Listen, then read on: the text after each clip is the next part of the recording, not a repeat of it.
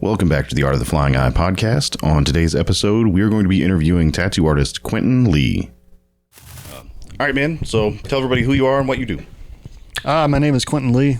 I tattoo and build machines, and I've been tattooing in this world for about 13 years going on. It's all consuming, and that's all I've ever known. So I started right out of high school, went right into it, was a slacker, and didn't do well. Fucking graduated late, did all that shit, and was tattooing my homies in their bedroom and just doing all the slacker metal kid shit. And got a spot in the shop right after graduation because I just happened to be in the right place at the right time and got the opportunity and seized it and haven't looked back.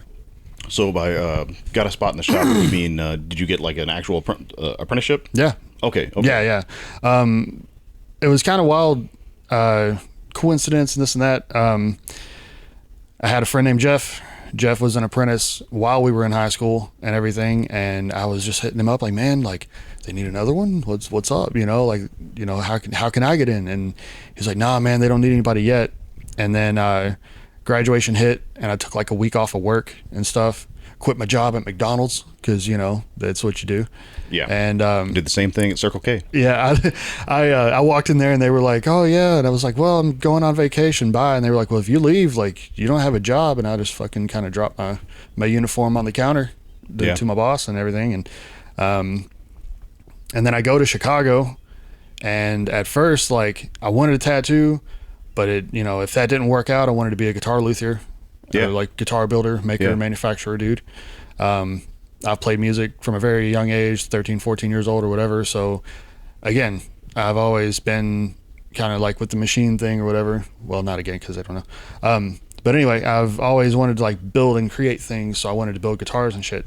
Yeah. And, Dean Zielinski, who owned and created Dean Guitars, who built for Dime and all that. Yeah. He has a factory up in Chicago. At the time it was called DBZ, now it's like Dean Zielinski Select or something. But I went up there and took a tour of that place, met him, hung out, got his signature, listened to voicemails from Dimebag, and had whole experience there. And I was like, all right, I had a school out in Arizona picked out that I was going to go to. And while I'm up in Chicago doing all this stuff, Jeff calls me and he's like, hey man, he's like, what are you doing? And I was like, up in Chicago, what's up? He's like, oh, that's funny. He's like, I'm moving to Chicago. And I was like, whoa, okay. And he's like, yeah, so when you going to be back? I was like, I don't know, probably Monday, Tuesday or something like that. And that's what it was. I came back on Monday. The shop was open on Tuesday, of course. And he was like, well, the dudes want to meet with you and bring your stuff, and they're going to talk to you about taking my spot. I was like, holy shit. Hell yeah. Yeah. Damn. Totally was right place, right time. If I didn't know him and be in that place, it wouldn't have worked out probably. I would have had a lot harder time finding an apprenticeship or a way in, dude, Yeah. And I think I searched for 5 years before I got landed an apprenticeship. And again, it was just one of those right place, right time, knew the right person. I met some random girl through MySpace or whatever Louisville's little local MySpace was at the time. I can't remember what it was called. Were you on was it the Louisville Mojo? That's the one. That's the one. That's OG.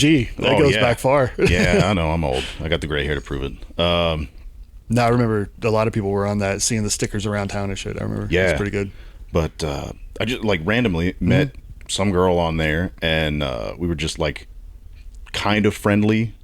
And she just one day she's like, oh yeah, I saw that you do art on something that you posted.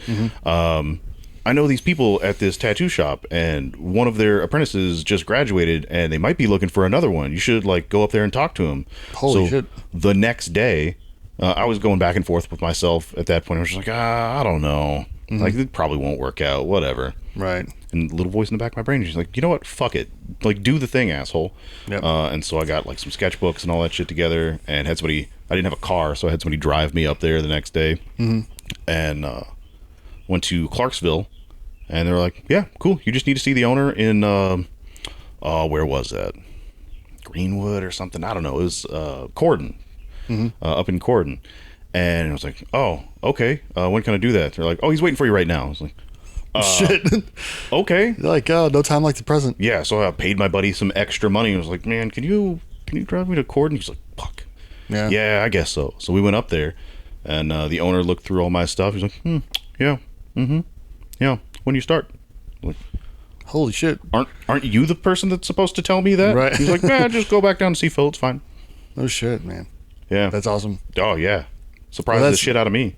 Well, that was kind of like this, like, so whenever I went up to Chicago, it was for a friend of mine's graduation party. She had, I don't know, it was her and like two of her cousins or whatever, all graduated the same year. So they were throwing this big thing, and it was in Chicago. And I had just briefly mentioned to her, oh yeah, Dean Zielinski, Guitar Factory up there, blah, blah, blah.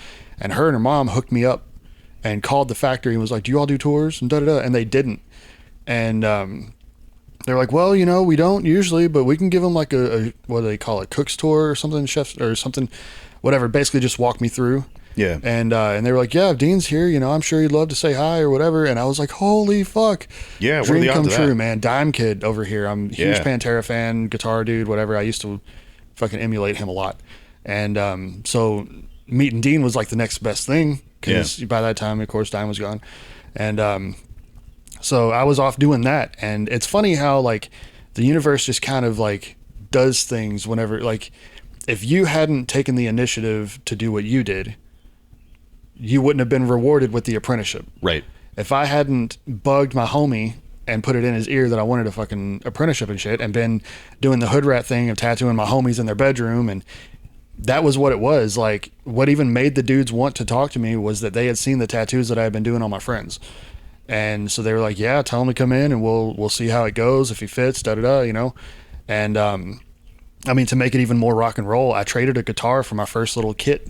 Yeah. And it was, I mean, it was some, you know, Amazon flea market, whatever the fuck machines, little like power Chinese supply that had like 5 settings, and I had to fuck with my shit to get it right. You know what I mean? There was no, you know, little rheostat. It was like click, click, click, click. Like, yeah. Damn. And I was, you know, mindful enough to be clean and all that shit, and use disposable stuff, no second use as clean needles. as you know how to be without actually being trained to really know what to look for. Right. And I mean, you know, clean surfaces, all the shit. I was at least a little bit, you know, knowledgeable, but on the right path. But yeah, so, you know, he showed him, he was like, yeah, he did this on this dude. And they were like, okay, cool. So whenever I came back on Tuesday, went up there, and kind of funny, my friend drove me up there too. The chick that I went up to Chicago with gave me a ride to the tattoo shop and walked in there with me and shit, and was there for it, and talked to him, and they're like, yeah, you're gonna need to upgrade your fucking gear, but, you know, come in here, start drawing, start cleaning, you know, doing all the apprentice shit. And I was there at fucking 11:30 the next day before everybody else got there, because they all showed up at noon. And fucking I was ready and just like, what can I do? And so they were like, well, you've already been tattooing, like, you know, tell your friends $40 and you can tattoo them. And once they start getting, you know, nice enough, then we'll start talking about, you know, licensing and customers and all this stuff. And yeah, I just did that for a little while. And, you know, it was kind of, it wasn't the scrub the floor, fucking make me like crawl my way in. It was, here's your opportunity. What will you do with it? And I seized every fucking moment. Like, all of my friends, I was in there, I was paying the $40 to get to tattoo them, because I was, you know, the way that I always saw it was like, we're lucky to be here. Yeah. You're lucky to be doing this job. Right. And so I was like, I get to tattoo, no fucking way. And then they started giving me like a 50-50 cut as an apprentice, which I thought was like fucking grand. I could pay, nuts. You know, yeah. And then, my first client that I tattooed, the first tattoo that I did on a client was the fucking Autobots logo on his chest, fucking straight lines, solid color. Fucking did it, and that dude's, I saw him, I don't know, like 2 years ago, and it's still there, still solid, still clean. Shit. Yeah. Hell yeah. I was really proud of that. Yeah. But do you have any pictures of the stuff that you were doing before the apprenticeship? Somewhere on MySpace, probably. There's a couple. Yeah. Yeah. And I mean, you know, I do all the rookie mistake shit, like lying in color. And and it's funny because now everybody thinks I do traditional shit, which I do everything that I can because it was whatever walked in the door. So I learned all of it. But in the beginning, I was like, I'm going to do color realism. and now you look at my shit and you're like, never, never a day in his life. But yeah, I did my homie Brad did this big like color realism gray lined like iguana on his ribs, and I was trying to do that, and I would use black as an outline or whatever for whatever, but I was trying to because the big thing then for the split second in the beginning of my shit was like color portraits and shit, so I was trying to do that, and then I worked at that place for like 2 years, and did what I could about learning what I could by myself, and some guidance from the dudes that were there. But one of the dudes, the older, or I guess the more veteran tattooer there, he was only there for like 6 or 8 months, and then after that it was just me and my homie that guy had trained. So the dude that knew what we were trying to chase had left, and we were like, all right, well, we know enough, right? So we did that for a while, and then I met Kevin DeVore. He goes by Cabby. He learned from Tattoo Charlie. I met him because some of my other friends have been tattooed by him. And I go in there, and dude, I was talking all the old guys' ears off, like, oh, machines and blah, blah, blah, like all the shit. And he gives me my first little crash course on machines and shimming coils. And I was like, what is that? And then we hit it off, and he was like, yeah, I used to build, and shows me some shit that he built and this and that. And he was like, yeah, come work for me. I'll teach you some machine shit and, all that. So working with him was proper use of black, like, cause he was a Charlie dude. So like they built that shit to last and all that cool shit. So, he kind of, again, gave me the opportunity and just let me do with it what I will. Like, it's there if you want it, but I'm not going to give it to you. So I worked my ass off for him for a good 2 years, and tattooing my friends for free again, and just trying to chase the unicorns, of like the little nuggets of information. And here we are. And like, I owe a lot of my approach to tattooing to that dude. Really? Yeah, he totally changed the course of my career. What would you say is like the most important thing, the thing that stands out to you that you learned from him, that affects your work the most? Yeah. Black, like proper use of black. He was like, he told me the 3 rules, and I was like, all right, cool. I can work with that. That's what makes my tattoos look like yours. And he's like, yeah. I was like, fucking A. Yeah. So you can see the change, like almost an instant change from whenever I started working with him to what my tattoos started looking like. And then he would give me like, drawing advice here and there. He's the one that got me like drawing my own lettering, as opposed to, I was printing it off on the computer and doing the font thing and all that shit. But he showed me, this is how you do da da da. And yeah, he gave me the foundation and the groundwork for what I am today. Yeah. And then, like I said, I worked for him for 2 years. And then my buddy Chris had this fucking black and gray sleeve, which is funny because now I got one from Dennis. Yeah. And Cabby tattooed the upper arm, but Dennis did the other 75%. And it was all this dark fucking evil shit, and I'm like, that's my shit. I love evil looking tattoo. And so I saw his work, and I was like, holy fuck, dude, who is that? And then went and met Dennis, scheduled an appointment, and heard about 5 Star. And 5 Star was like these bold traditional tattooers at the time, and I mean, they still are like bold traditional tattooers, but it was like Dennis Pace, Carl Otto, John Furs. There was a dude there named Justin Cartwright, and that was John's apprentice and stuff. He was there at the time. He tattooed. I scheduled appointments with all these dudes, and the first time I got tattooed by John, we were sitting there talking about Owen Jensen and Classic Flash and Percy Waters and all the names, and all this stuff, because he has that dude has a work ethic like I've never seen. He does a painting for every tattoo he does. That's crazy. Of the painting, of the tattoo. The tattoo? Yeah, he'll draw it. He'll fucking line it with the nib. Fucking do all the things, all the color studies. He'll do 3 or 4 different ones sometimes to be like, which one do you like? Yeah. And I'm like, what? So yeah. Anyway, I walked in and I was all nervous because, you know, young tattooer, old tattooers, a lot of respect. I was like, I'm walking on sacred ground, and yeah, got it done. And I was like, man, do you ever sell your paintings too? And he was like, not really. He was like, I try to keep them. I was like, oh, okay. But we hung out, we talked, and then by the end of it, he was like, well, that took longer than I planned. He was like, this much, and you get to keep the painting. I was like, sweet. And then, hell yeah. At the end of it, he was like, I'm not trying to shark you. He's like, you seem, you know, happy where you're at, but, you know, I'd like to have you here taking walk-ins if you're interested. And I was like, and I froze. It was wild. Started stuttering. It got all like starstruck, I guess. And then, I talked to my other boss and talked him into splitting my schedule to where I could work 4 days at Art and Soul and then the other 3 at 5 Stars. So there's 7 days a week, and doing whatever I could. And again, now, did either of them have an issue with that? No, no. John was happy to have me there, and Cabby, like he was like, all right, if that's what you want to do. And I'm sure he could kind of smell it, like that I was going to be moving to 5 Star. Yeah. But, you know, it was just the next evolution, you know. I was chasing something that he had already had, you know. By the time that I started working for Cabby, he had been tattooing for 20 plus years. No shit. And, you know, and he'll even tell you. Is he still working? Yeah. Still tattooing? Yep. Damn. Still tattooing. I mean, he's probably hitting, he's hitting 30 years in the game. Crazy.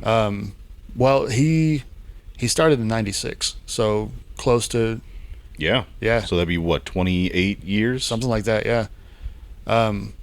Maybe it wasn't quite 20. It was close to 20 years, and whenever I started with him, but you know, he had done, you know, working with Charlie and stuff, he had done all the conventions and all the stuff. So by the time that I got a hold of him and I'm trying to learn machines and all the stuff, he's like, man, he's like kind of over it, you know. He was more focused on doing other things, and I'm just itching to learn. So right. I saw 5 Star as like, this is the next, you know, these guys are still in it, and that's not a cut against Cabby. I totally get it, because I'm creeping up on 13 and I'm like, all right, man, I want more of a home life, you know. Like, oh dude, you know. Yeah, like it's so easy to get burnt out. It's so I've worked through 3 or 4 burnouts already. Yeah, like for me personally, like I have to draw some hard lines to to kind of make time for other things, otherwise like it gets bad. Yeah, I mean, and I those hard lines were very blurred, if not gone, for most of my 20s. Like my 20s were spent in tattoo shops. Yeah. You know, if my friends wanted to hang out, they knew where I was. Yeah. It got to a point where, like, you know, I would hear about like my niece and nephew's birthday party, and I'm like, Mom, why didn't you invite me? Like, I would have liked to be there. She was like, well, you're working. Yeah. She just assumed automatically. And I was like, well, I mean, and that was one of the first things that rattled me. My work schedule got in the way of, you know, the relationship I had at the time, and then all that good shit. And yeah, that old school like 12 noon to like 10 or 11 or midnight shit, like at least 5 days a week, will fucking destroy every relationship in your life. Yep. And it can, and I had that, I don't know if it's a toxic trait or what, but at the time, like, I saw it as like a badge of honor. Yeah. Like, I'm putting in my time, I'm doing the things, and, you know, all that. Yeah. And, which, I mean, you know, I was also young and just full of fucking fire. I wanted it, and I was going to chase it, and nobody was going to stop me. Yeah. And you know, it did what it did, but, you know, you learn, and it's brought me here. Yeah. I don't regret any of it. Like, it's funny, like I got to a point where I was like, all right, I'm going to start slowing down and, like, you know, enjoying myself, because 2020 hit, and then everybody's, you know, world shuts down. And before that, like, I was going bike riding all the time, and I was doing this and that. So 2020 hit, and I started doing that again. And, like, really, because we were shut down for 2.5 months. So, like, I got in a lot of miles on my old Schwinn's, you know, Yeah. and all that shit. And then this thing, like I was hanging out with this chick, and it just didn't seem like it was going anywhere, and I was trying to push for more and all this stuff, and it just wasn't happening. Yeah. And which is totally fine, you know, things happen as they're supposed to. And so I was like, man, I just got frustrated with it, and I was like, fine. I was like, this isn't doing anything. I got to do something, because I was hitting 30 years old, and I was like, it's time to go. Like, I'm gonna do my fucking machine shit. I was lucky enough to be taught like fabrication and shit from Joe Boyer. Joe is a solid fucking dude. Yeah. I owe him half my shit, you know, like every bit of this stuff. I mean, construction of frames, spring theory, and all the physics and all the shit. That dude really explained a lot to me. And then from there, I was able to put two and two together and form my own shit. And then once I did that, it was like, you know, my buddy Daniel gave me the space in his speed shop to have like the metal workshop and the welding and all the shit. Dude, it was over. I spent so much time in the garage because I was fucking single dude. Nobody hold me back. All that shit. I was just in there. I would go to work at, let's say, my first appointment would be at like 11. I'd do whatever appointments that I'd had that day, and then I would go straight to the machine shop, and sometimes wouldn't leave till 4, 6 in the morning. Sun's coming up, and I'm going home to crash for an hour or two, and then get up and go to work and do it all again. Damn. Dude, it was months of that. But like, it was just, I don't know. There's something about this, and I mean, I use the term real tattooer a lot. Like, any real tattooer knows, like, it's an addiction, you know? Yeah. And I just got so fucking sucked into it that I saw nothing else. I mean, we were kind of talking about earlier, like the hyper focusing, the ADHD. Apparently I have that. I didn't know it. I may have a touch of the autism. I don't know, you know, like, You know, some days I definitely feel like I can relate to that. well, and these days everybody talks more about it. It used to be before you didn't talk about it. Right. But it's, you know, they call it a spectrum for a reason, and everybody falls somewhere on that spectrum, whether it's high or low or in between or whatever. So, just like anybody else, you know, like, I'm somewhere on that, I'm sure. And this just happens to be what speaks to my soul. Yeah. And obviously it's working for you, because like everybody at Pale Moon, everybody at Pale Moon, every single artist there except for probably me has like a small collection at least of just your machines. Well, yeah, you and Molly. Molly doesn't have one yet. But and that's, again, fortunate on that, you know. I love everyone there. I'm fucking repping the shirt and shit, you know. Like, didn't even mean to do this today, but hey. But you know, like, I don't know. It's cool to have the support of my friends, and you know, to feel like I can contribute to their lives by making it a little easier with the machines that they use or whatever. That's absolutely. That feeds the ego a little bit, and but no, like that's my goal, is to improve upon and make everybody's shit easier. Like, I have dialed in the machines that I've been, because like I spent so long rebuilding machines that I would get to, and I would make them run better. And I'm like, okay, well, if I can do this, it's time for me to have my own shit. It's time for me to make my own fucking brand or whatever. And at this point, like, I do it to fucking pay for itself. Like, and not even that, like, I give them as gifts, you know, and I would rather just contribute to that, you know. And I believe in the coil machine, you know. Like, I don't hate rotaries or anything like that. They're just not for me. Right. I think the coil offers something that the rotary doesn't in a lot of ways. I agree. With the way that, you know, you can saturate color, and lining is a huge deal with a lot of people. No joke. Well, and it feels so much better to line with coils, but it just tears up my hands. Well, and that sucks, man. I hate that for you, because, you know, like, that's why I do the single coil thing that I do the way that I do it, you know. Yeah, and those are awesome. And Joe was a huge inspiration on that, or huge influence, was chasing the ergonomics and weight distribution, and, you know, a smooth running machine as opposed to one that's chattery and, you know, sounds like a chainsaw. But those with all the weight shifted up front and everything, you don't get that same rattle effect, you know? Yeah. You might because of past experiences with machines that have done damage, but right. But it's not like dragging your hand backwards in the other direction where you have to like force it. Well, and with a lot of the rotaries and the pins and stuff, everything's in the front of your hand, and that's like I like to joke and call them the rotary killers because that's where the weight is on those. A lot of people that use, you know, Dan Cubans or the pens or anything like that have tried one of those, they're like, holy shit, this feels like one of those. Yeah. But it lines like, obviously it's a coil, so it's going to line that way. Yeah. But you know, I think there's soul in it. I think, you know, it's like having a classic car, you know, something that somebody built and crafted and made run a certain one way. at a time. Like each one of them is just like a little piece of you. Yeah. Well, and each one of them's gonna honestly, with the historical machines that still exist, like 100 fucking years after they were made, like those people are long dead. That thing's gonna live way past any of us.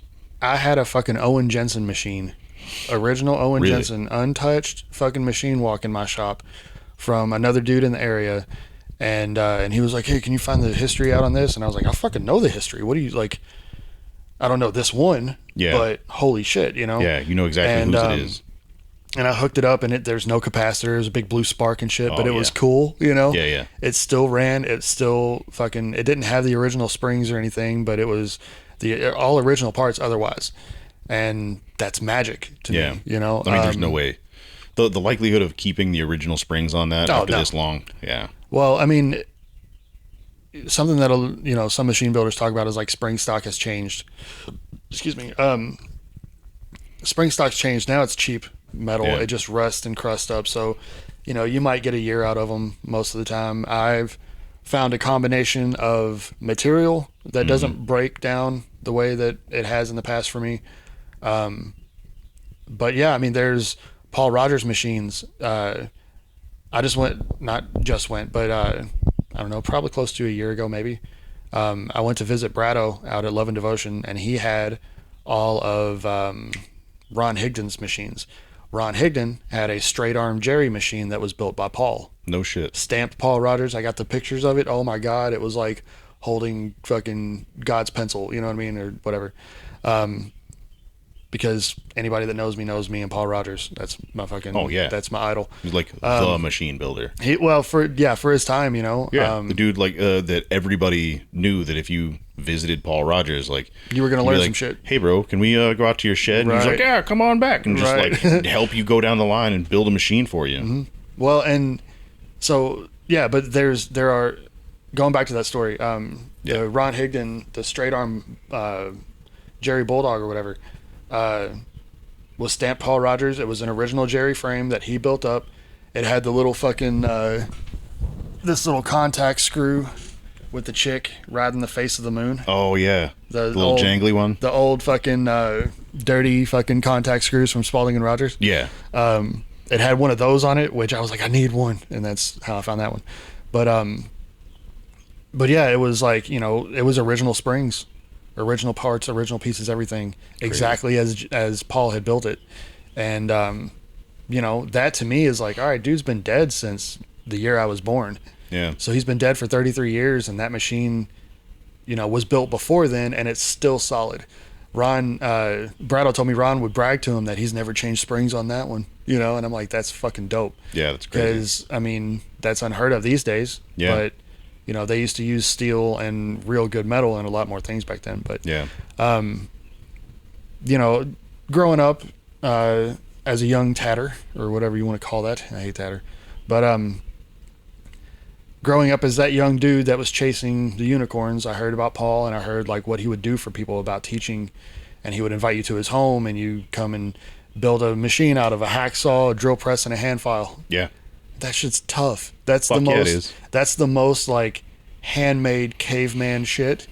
But I loved that. I love the idea of that because it's like, how can you get more human, you know? Yeah. I've tried doing it myself with like bars of cold rolled from the hardware store. Yep. Brutal. Fucking brutal. Fucking nuts. I mean, you know, I'm lucky enough these days, my homie's got a plasma cutter. I just kind of zip out the fucking frames and clean them up on a bench grinder. Yeah. But in the true spirit of that, because that's what I was always chasing. That's what I always wanted to do. I bugged Cabby to do it, and it just never happened. He was, off doing great things for, people like an NA and things like that, and, which was fucking great. But I was always chasing that. So whenever I got into this, I found a place that sold just a big sheet of 1/8" brass. Yeah. So there was my brass. It was soft enough to cut. You're not cutting fucking cold rolled steel, because that shit sucks. It was a nightmare. Sucks. You'll break I don't know how many hacksaw blades so and all bad. that shit. Like I made sure I put it in my fucking drill press first, and like drilled all those like pilot holes, and then fucking hacked through it. Still nightmare. Still brutal.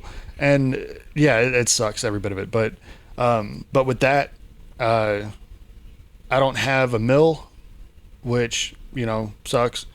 Maybe one day. I might have a thing for you. Oh boy. Just earlier today, I was down at a thing for the Eclipse. Yeah. And down in Jeffersonville, Jeffersonville. Mm-hmm. There's a makerspace. It's like something 13, Maker 13 or something like that. I've heard about this. So like you can go in and use the machineries and shit. Yeah, like $30 or $40 for like 8 hours of like cumulative time. Oh man! And they have 3D printers. They've got, like filament and resin. They've got wood CNC or just general CNC that will cut through like wood and plastic and all that shit. And they have a whole metal shop on the other side with a mill with like brakes to bend metal, like welders, all that stuff. See, I definitely have to take some classes or something before I go in a place like that, because I think they have classes. And I've heard dudes talk about this, and I've always meant to, but you always mean to, and you never make the time, Yeah, and so that's my bad habit. But yeah, I'd definitely love to do some shit like that, because equipment sucks, space, in a little garage and stuff. I mean, it's kind of a bummer, but yeah, I mean, I don't have the mill. I don't have all the heavy machinery and stuff. So I took a hacksaw, cut out some little squares, layered them up to make like the little tube vise thickness. Yeah. And then like ground raised them or. Yeah. Muggy weld silver solder or whatever. Oh yeah. With a map gas torch. Yeah. Fucking melt it down. But I layered them together, brazed it, and then squared it all up on like a little sander that I got over there, and made sure it was all square and like measurements were right and everything, and drilled all my holes, did all the things, and I built a full like Supreme-ish, Walker-ish style brass frame, and then cut my own A-bar and fucking put it in the drill press, drilled a hole, put it like a little nail in there and shit, and like did every piece that I could make, I made. Yeah. Short of like the fucking coil cores. Yeah. And of course your screws or whatever. But yeah. But yeah, I mean, I did that just in the spirit of, and I'll be damned if they're not some of the best machines I've ever used. Really? And I don't know. I mean, you're a movie dude, right? Yeah. Like, have you? Yeah, somewhat. The new Ghostbusters, they're talking in it, and they're like, oh, the ancients believed brass was a magic metal and it held energy and da-da-da. And then I saw that in the movie, and I was like, holy shit, that's why my machines are good. Like, because it's all hand cut, and fucking you cut the blood and the sweat, and oh yeah, fucking. But yeah, I mean, I don't know, man. Like I said, like it's, handmade. There's energy in it. There's a little piece of you. There's your time that you put into it. It's a piece of your life, and you devote to it. And I love that. I've fallen in love with anything that I can make. And the fact that you can make everything for this job has just kept me in love with it. Although I'm glad that I don't have to use handmade tubes anymore. The handmade, yeah. those were rough. The pencil grip tubes with like the knurling that you could sand concrete with. Yeah, that show's rough. I've used a few of those. I got there's a drawer in this toolbox over here that's got some in it. Yeah. The real thin fucking like you just That was the biggest contributor to the size of my money bump. Yeah. Yeah. Yeah, the sandpaper or the fucking just like grinding that metal into your finger. Yeah. Like the soldered tips and everything. Mm-hmm. Yeah, and I think it was Mike Pike might have posted a video or something of him repairing and making a new tip for one of them, because it was like a diamond tip, and there had been it had worn through on the bottom of the diamond. Yeah. So he like takes your soldering iron and some silver solder and just sticks it together right there. And I was like, oh my God. Yeah. Like that's how they did that. Like that's one thing that I've used them, but I never realized that they made that too, you know? Yeah. The ingenuity of some of these dudes, they're crafty. Like, Owen Jensen and all of those dudes fucking having to make that shit too. It was like, your brain just works different whenever you have to literally create everything your that job. You have. Yeah. If you didn't know how to grind it, mix it, fucking build it, you just didn't have it. Yeah. Like the dudes that use car batteries to I love tattoo, that. And they just put a big fat rheostat on it and like just left the car battery kind of over there to get away from the fumes and shit. Yeah. Yeah. Fucking Joe, man. Joe sent me a video, and he's got, I think National sold him at one time, but it's got the little clips you can hook to your car battery. Jesus. And it's made, but he's got his truck running, and he's got his machine running off the battery as the truck's running. Yeah. It was the sickest thing. I was like, that's fucking tough. I can't lie, with the number of power outages that I've had in the middle of tattoos at the first shop that I was at, Jesus fucking Christ. Man, Freedom Electric. Yeah. That company is amazing. I have... it's honestly the reason that I invested in a lot of those little like RCA batteries too. Yeah. But yeah. Well, I mean, it's essentially the same thing. It's like a linear battery and all this stuff. I don't know. Yeah. That's a whole nerd aspect of this that I haven't tapped into yet, is the power supplies. That's my next goal after I have different tiers.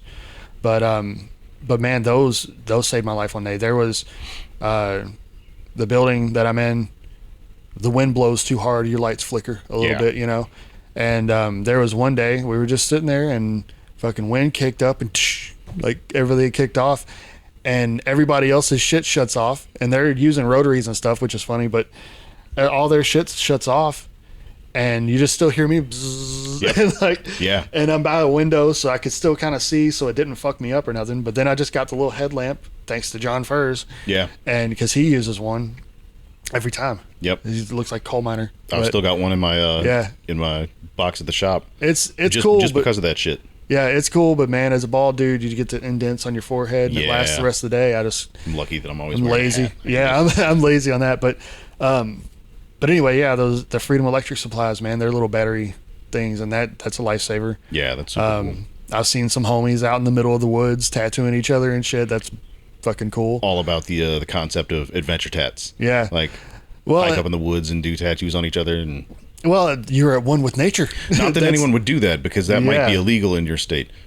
Could be, and could be dirty. But hey, what's Mother Earth, But I mean, if everyone involved, like I would trust adults. I would trust, like, if it's a couple of tattooers or something that really know like what the risks are, and you're still okay, I'm good with that. Yeah. I mean, it's cool.